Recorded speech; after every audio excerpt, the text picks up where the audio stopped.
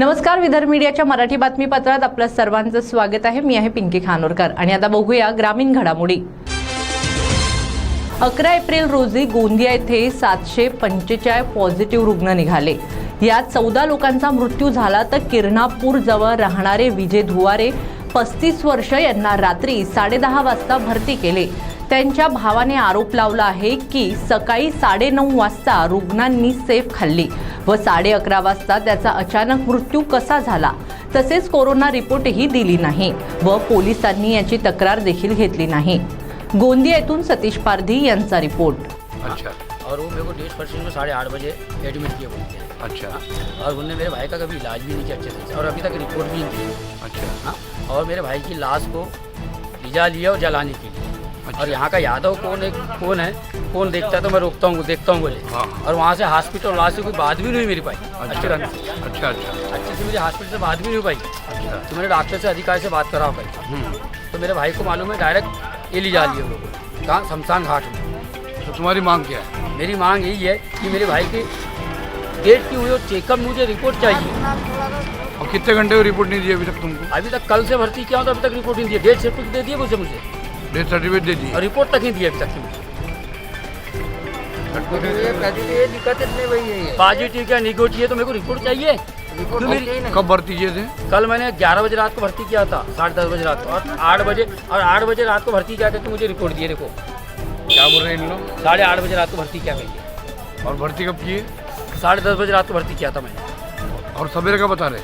और नहीं, कल रात का ही बता रहे हैं, 8:30 बजे रात।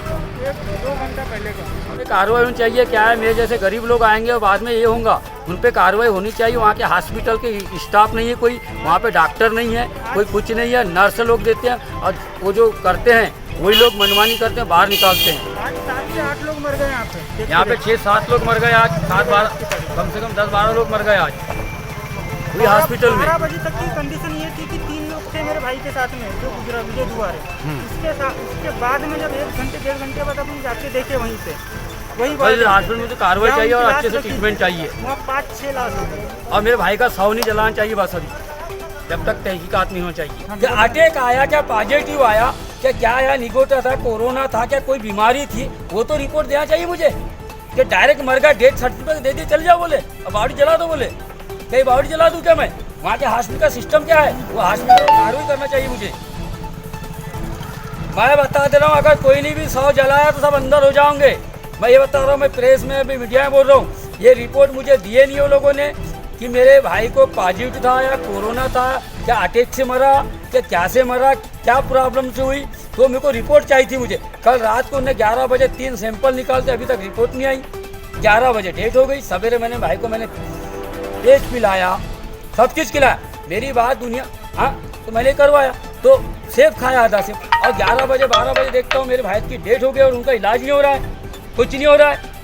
हाँ, मेरे को क्या है, कोई मेरे को डेट चाहिए तो तुम जलाना मत 100, बस 100 को जला दोगे तुम ना, सब अंदर हो जाओगे। बस मेरे को रिपोर्ट चाहिए। मेरे को रिपोर्ट क्यों नहीं मिली अभी तक के? जब इतना क्रिटिकल पेशेंट था तो उनको रिपोर्ट चाहिए थे ना, रिपोर्ट चाहिए थे ना मुझे। शहरात 4 दिवसात कोरोनाचे शेकडो संख्येने रुग्णांची वाढ होत आहे। दर दिवशी 500 ते 600 लोकांची वाढ होत आहे, तर दुसरीकडे शनिवार व रविवारी लॉकडाऊन आवश्यक आहे। पण कपडा व्यापारी, चिल्लर दुकाने व नावी यांची दुकाने बंद असल्यामुळे त्यांच्यावर उपासमारीची वेळ मागील 1 वर्षापासून सुरू आहे। कोरोनामुळे लोक कमी मरतील, पण उपासमारीने आणि बेरोजगारीने जास्त मरतील। शासनाकडून दुकानदार करिता काहीही व्यवस्था नाही। उलट पेट्रोल, वीज व गॅस तेलाचे अचानक भाव वाढल्यामुळे सामान्य जनता संकटाचा सामना करीत आहेत। काळा बाजार करणाऱ्यावर शासनाकडून कोणतीही कारवाई होताना दिसत नाही। 5 राज्यात बिना मास्क लावून निवडणुकीमध्ये देशाचे प्रधानमंत्री, गृहमंत्री, महिला मुख्यमंत्रीला हरविण्याकरिता कित्येक महिन्यापासून तेथे आहेत। सध्या त्यांना इतर राज्याची चिंता नाही का? गोंदियाजवळ घिवारी तसेच अनेक लहान गावातील लोकांना कोरोनाच्या नावावर क्रीडा संकुल येथे कोणतीही व्यवस्था नसताना ठेवले जात आहे। गोंदियावरून सतीश पारधी यांची रिपोर्ट। जिला आरोग्य अधिकारी गोंदिया।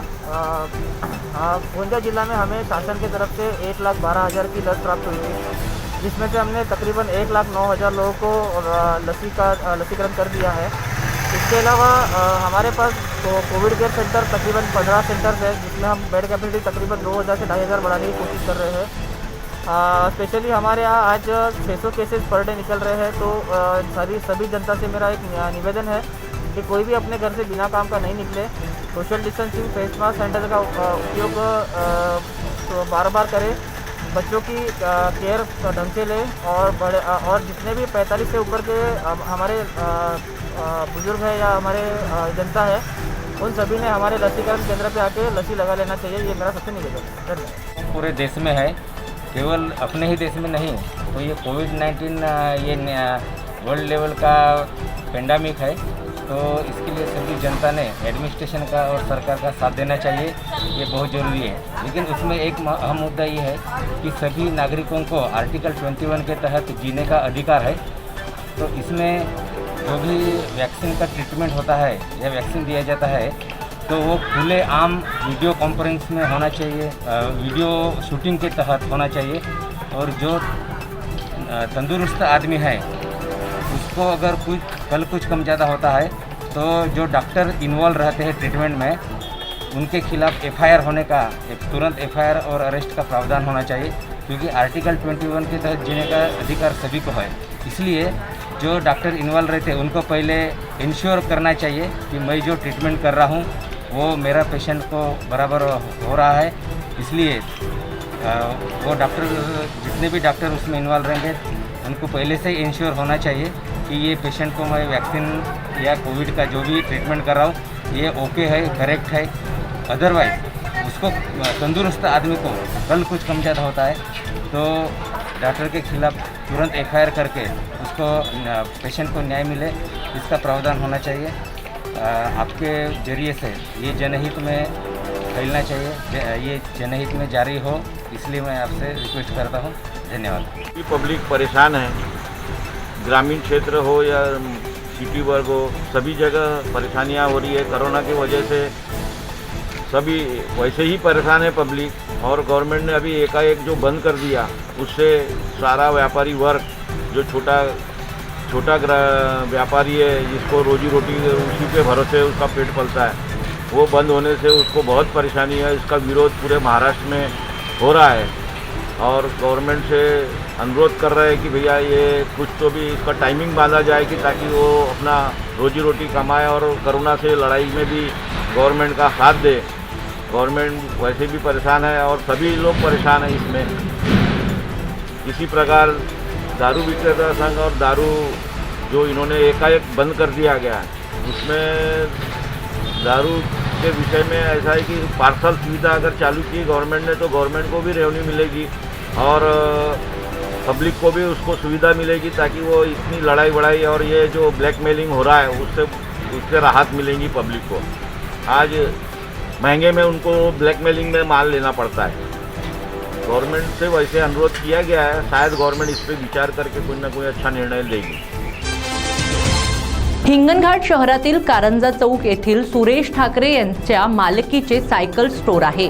या दुकानाला आग लागून अंदाजे 5 लाखाचे नुकसान झाले आहे। सकाळी या दुकानातून धुवा निघत असल्याने तेथे उपस्थित नागरिकांना दिसले। उपस्थित नागरिकांनी दुकान मालकास घटनेची माहिती दिली। याच वेळी अग्निशमन दलाला बोलविण्यात आले। यावेळी सदर आगीत दुकानातील टायर ट्यूब्सचे 3 बोरे, छोट्या सायकल 50 नग, 180 टायर नग, स्पेअर पार्ट्स, 25,000ची मशीन इत्यादी जोडून 5 लाख रुपयाचे नुकसान झाले। माहिती मिळताच दुकान मालक घटनास्थळी पोहोचले, परंतु तोपर्यंत सर्व राख झाले होते। अग्निशमन विभागाने घटनास्थळी पोहोचत आग पूर्णतः विझवली। संचारबंदीमुळे श्री ठाकरे यांचे दुकान बंद असताना सदर घटना घडली असून शॉर्ट सर्किटमुळे आग लागली असावी असा प्राथमिक अंदाज आहे। हिंगणघाटवरून मोहसिन खान यांची रिपोर्ट। सध्या कोरोना महामारीच्या दुसऱ्या लाटेने रौद्ररूप धारण केले असून याचे पडसाद शहरासह ग्रामीण भागातही सर्वत्र दिसून येत आहे। रामटेक तालुक्यात कोरोना रुग्णांची वाढती संख्या लक्षात घेता रामटेक येथे आमदार आशिष जयस्वाल यांच्या पाठपुराव्यामुळे व प्रयत्नामुळे नगर परिषद सुतिका गृह येथे 50 बेडचे कोविड सेंटर तयार झाले असून याला लवकरच रुग्णांकरता उपलब्ध करून देणार आहे. त्याचबरोबर रामटेक येथील स्वामी सीताराम महाराज हॉस्पिटलला 25 बेड व किमिया हॉस्पिटल येथे 20 बेड डेडिकेटेड कोविड सेंटर म्हणून ॲडव्होकेट आशिष जयस्वाल यांनी जिल्हाधिकारीकडून मंजुरी मिळवून घेतली. त्यामुळे तालुक्यातील रुग्णांना काहीसा दिलासा मिळालेला आहे. उपजिल्हा रुग्णालय रामटेक येथे कोरोना रुग्णाकरिता ऑक्सिजन पुरवठ्यासह आधी 10 बेड उपलब्ध होते. त्यानंतर अतिरिक्त 10 बेडची व्यवस्था करण्यात येणार असल्याची माहिती रामटेकचे आमदार ॲडव्होकेट आशिष जयस्वाल यांनी दिले आहे. नुकताच आमदार ॲडव्होकेट आशिष जयस्वाल यांनी रामटेक येथील रुग्णालयाची पाहणी केली व आरोग्य व्यवस्थेचा आढावा घेतला. यावेळी तहसीलदार बाळासाहेब मस्के, वैद्यकीय अधीक्षक डॉक्टर प्रकाश उजगरे उपस्थित होते. रामटेक वरून राकेश मरजीवे यांची रिपोर्ट. इमारत होती, या मोठ्या प्रमाणात दबाण ठेवलेलं होतं. ही इमारत मागच्या आठवड्यात मी आणि तहसीलदार आम्ही सामूहिकपणे व्हिजिट केली आणि पूर्ण बिल्डिंग खाली करून अशा पद्धतीचे कोविड केअर सेंटरसाठी बेड या ठिकाणी अरेंज करण्यात आलेले आहे. 50 बेड या ठिकाणी व्यवस्था करण्यात आलेली आहे. ही डॉक्टरची केबिन आहे, नर्सची केबिन आहे, तिथे CCTV फुटेज आणि सर्व पंखे सुरू करण्यात आलेले आहे. जे पेशंट ज्यांना वेगवेगळ्या पद्धतीचा त्रास आहे, घरी क्वारंटाईन करता येत नाही, त्या लोकांसाठी व्यवस्था आहे. त्याशिवाय बाथरूम देखील पूर्णपणे स्वच्छ करून ठेवण्यात आलेले आहे आणि अधिक बेसिन वगैरे या ठिकाणी व्यवस्था करण्यात आलेली आहे. लाईट्स वगैरे सर्व लावण्यात आलेले आहे आणि या चादरी वगैरे बदलून परत त्या खिडक्या वगैरे नव्याने या ठिकाणी करत आहे. ही एक अतिरिक्त सुविधा या ठिकाणी आहे. कॉटेज हॉस्पिटलमध्ये 20 bed Covid care centre, oxygen cylinders आणि डॉक्टर नर्सेसची व्यवस्था आता तयार केलेली आहे. परंतु ही किती व्यवस्था जरी आपण उभारल्या, परंतु ज्या पद्धतीने रुग्णसंख्या वेगाने वाढत आहे त्या तुलनेमध्ये ह्या सुविधा देखील अपुऱ्या पडणार आहे आणि या सर्व व्यवस्था उभारणं हे एका दिवशी शक्य नाही आहे. परंतु त्यामुळे पेशंटने स्वतःला कोविड पासून वाचून ठेवण्यासाठी घरी राहणं आवश्यक आहे. कारण की आता सध्या नागपूरला किती लाख रुपये, करोड रुपये खर्च केले तरी बेड मिळत नाहीये, अशी अवस्था आहे. फ्लोर आहे,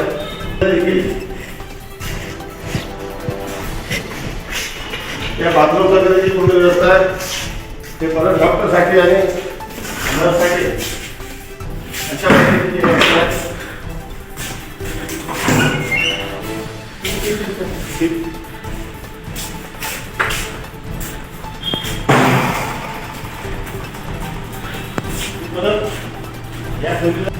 या त्या व्यवस्थेमध्ये एकही बेडमध्ये आता सध्या पेशंट नाही आहे. परंतु पुढच्या 2 ते 3 दिवसामध्ये डॉक्टर पाठक हॉस्पिटलमध्ये 10 बेड केले होते, तिथे देखील फुल झाले होते. आता त्या डॉक्टर पाठकच्या हॉस्पिटलला 20 बेड करण्यात आलेले आहेत. स्वामी सीतारामदास महाराज हॉस्पिटलला 25 बेड केले होते, ते एकाच दिवशी फुल झाले. त्यामुळे आता पेशंटची संख्या कमी करणं हा आपला टार्गेट असला पाहिजे. पेशंटची व्यवस्था करणं आपल्याला अशक्य आहे. मेडिसिन उपलब्ध नाही आहे. ऑक्सिजन सिलेंडर कशा पद्धतीने आता सर्व, आज माझी मुख्यमंत्री कार्यालयात व्हिजिट झाली, त्यात ऑक्सिजन सिलेंडरची रिक्वायरमेंट सर्व ठिकाणी टोटल इंडस्ट्रियल वापर ऑक्सिजनचा बंद करण्यात आलेला आहे. प्रायव्हेट हॉस्पिटलचे व्हेंटिलेटर प्रोक्युअर केले जात आहे. परंतु जे तालुक्याचे पेशंट आहेत त्यांना नागपूरला न पाठवता त्यांना याच ठिकाणी उपचार करता येईल यासाठी काही डॉक्टरची सुद्धा या ठिकाणी अरेंजमेंट करण्यात आहे. नर्सची सुद्धा अरेंजमेंट करण्यात आली आहे. मावशीपासून स्वीपरपासून सिक्युरिटी गार्डपासून सर्व गोष्टीची अरेंजमेंट करण्यात आलेली आहे. परंतु माझे सर्व जनतेला एवढीच विनंती आहे की पुढचे 20 दिवस आपल्यासमोर खूप आव्हानाचे आहे. त्यामुळे पेशंटनी स्वतःला इन्फेक्ट करून घेऊ नये. इन्फेक्ट झालो तर लाखो रुपयाचा खर्च आपल्यावर बसतो आणि बहुतांश ठिकाणी औषधोपचार न मिळाल्यामुळे पेशंटचा मृत्यू होण्याची शक्यता आहे.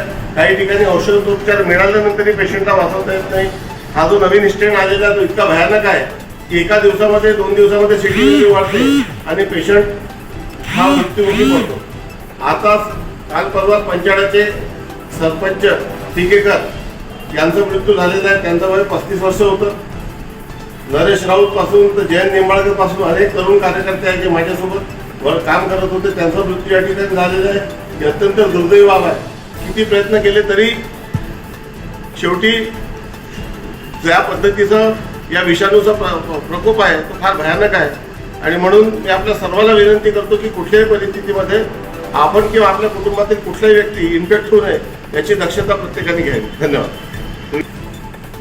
मी तहसीलदार बाळासाहेब मुस्के, तहसीलदार रामटेक तालुक्यातील सर्व नगर परिषद हद्दीतील आणि ग्रामीण भागातील नागरिकांना विनंती करतो, आवाहन करतो की आज आपण रामटेक शहरामध्ये नगर परिषद बिल्डिंगमध्ये सुटिकागृह येथे 50 बेडे CCG हॉस्पिटल CCG सुरू केलं आहे, कोविड केअर सेंटर. तरी ज्या रुग्णांना कोमॉर्बिडिटी आहे, शुगर, BP आणि इतर वेगवेगळ्या प्रकारचे आजार आहेत आणि त्यांना कोविड झालेला आहे, त्या रुग्णांनी याचा जास्तीत जास्त उपयोग घ्यावा आणि इथं क्वारंटाईन व्हावं आणि आपला तालुका या CCCमध्ये म्हणजे आपला तालुका इन्फेक्शनपासून कोविड-19च्या इन्फेक्शनपासून दूर ठेवावा ही विनंती. अशा गंभीर बाबी लक्षात घेत भाजपा प्रदेश महामंत्री व माजी पालकमंत्री चंद्रशेखर बावनकुळे हे कोरोना महामारीच्या काळात रामटेक तालुक्याच्या दौऱ्यावर असताना रामटेक येथील तहसील कार्यालय येथे तहसीलदार बाळासाहेब मस्के यांच्याकडून तालुक्यातील तर उपजिल्हा रुग्णालयात भेट देऊन वैद्यकीय अधीक्षक डॉक्टर प्रकाश उजगरे यांच्याकडून कोरोना परिस्थितीचा आढावा घेतला व योग्य ते मार्गदर्शन केले. तसेच उपजिल्हा रुग्णालय रामटेक येथील लसीकरण केंद्रात भेट दिली. या दौऱ्यात नागपूर भाजपा जिल्हा महामंत्री संघटन किशोर रेवतकर, भाजपा रामटेक तालुका अध्यक्ष तथा पंचायत समिती सदस्य नरेंद्र बंधाटे, राजेश जयस्वाल, विशाल कामदार, चरणसिंग यादव, अनिल कोल्हे यांच्यासह भाजपा पदाधिकारी उपस्थित होते. रामटेकवरून राकेश मरजीवे यांची रिपोर्ट. तहसील कार्यालयामध्ये, ग्रामीण रुग्णालयामध्ये वाढत्या कोरोनाच्या संक्रमणामध्ये सरकारकडनं जे वॅक्सिनेशन सुरू आहे ते वॅक्सिनेशन केंद्राला आम्ही भेट दिली.